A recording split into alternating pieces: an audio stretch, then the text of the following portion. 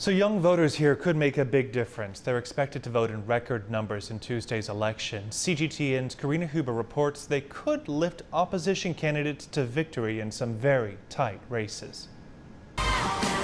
Taylor Swift is best known for creating hit pop songs like Shake It Off that chronicle her personal life. But for the first time in her career, she's getting political. On October 7th, she wrote on Instagram, "In the past, I've been reluctant to publicly voice my political opinions. But due to several events in my life and in the world in the past 2 years, I feel very differently about that now." That post was followed by several others endorsing Democratic candidates in her home state of Tennessee. Since the election of Donald Trump, young people of all backgrounds seem to have become more political. A new poll by Harvard found 40% of Americans aged 18 to 29 plan on voting in the midterms. That would be the highest youth voter turnout for a midterm election in more than 30 years. That bodes well for the Democrats. According to Harvard's survey, 66% of those planning to vote lean liberal. That's more than double the amount who support Republicans. U.S. voters are deeply divided right now on issues like immigration, race, and gun control.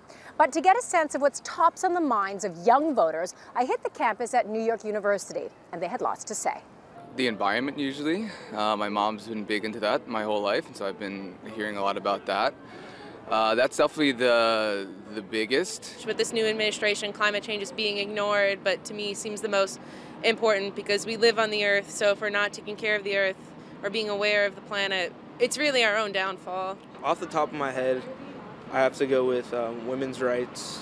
As a man, I feel like I can't just sit back and be like, oh, that's someone else's problem. Me Too movement is a huge one for me. After watching the Kavanaugh hearings, that I didn't plan on watching all of them, but I just got so fired up watching it that it just that really stuck it to me that people don't care and that we're stuck in this old system.